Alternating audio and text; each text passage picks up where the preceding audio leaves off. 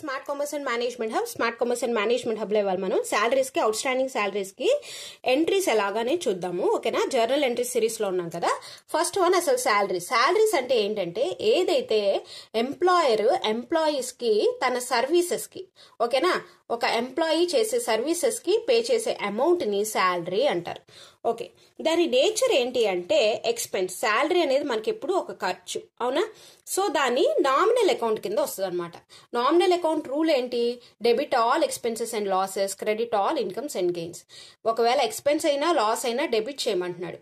So salary అనేది మనకి expense కాబట్టి మనం జర్నల్ ఎంట్రీలో డెబిట్ చేస్తాం. శాలరీ అకౌంట్ డేటా అని డెబిట్ చేస్తాం. ఓకేనా, మరి క్యాష్ ఎందుకు క్రెడిట్ చేసామంటే క్యాష్ అనేది మనకి రియల్ అకౌంట్. క్యాష్ అనేది మనకి ఎప్పుడు ఎసెట్ కింద వస్తుంది అనమాట. ఎసెట్స్ కింద వచ్చినప్పుడు ఏంటంటే మనం రియల్ అకౌంట్ రూల్ ని యూజ్ చేస్తాం. రియల్ అకౌంట్ రూల్ ఏంటి? Debit what comes in, credit what goes out. ఇక్కడ క్యాష్ అనేది వెళ్ళిపోతుంది కాబట్టి మనం క్రెడిట్ చేసాము. ఇంకా నెక్స్ట్ వచ్చేది అవుట్ స్టాండింగ్ శాలరీ. అసలు అవుట్ స్టాండింగ్ శాలరీ అంటే ఏంటి? మనం శాలరీస్ అనేది ఎర్న్ అయ్యాం కానీ వాడు ఇంకా మనకి ఎంప్లాయర్ అనే ఆయన మనకి పే చేయలేదు అనుకోండి, అప్పుడు అది వెంటనే, నేను ఆల్రెడీ చెప్పాను, ఏదైనా ఎక్స్పెన్స్ కనుక పే చేయకపోతే అది ఇమీడియట్ గా లైబిలిటీ అవుతుంది అని చెప్పాను, అవునా. కాబట్టి లైబిలిటీస్ ఎప్పుడు కూడా క్రెడిట్ బ్యాలెన్స్, అసెట్స్ ఎప్పుడు డెబిట్ బ్యాలెన్స్, చెప్పాను కదా బేసిక్స్ ఆఫ్ అకౌంటింగ్ లో.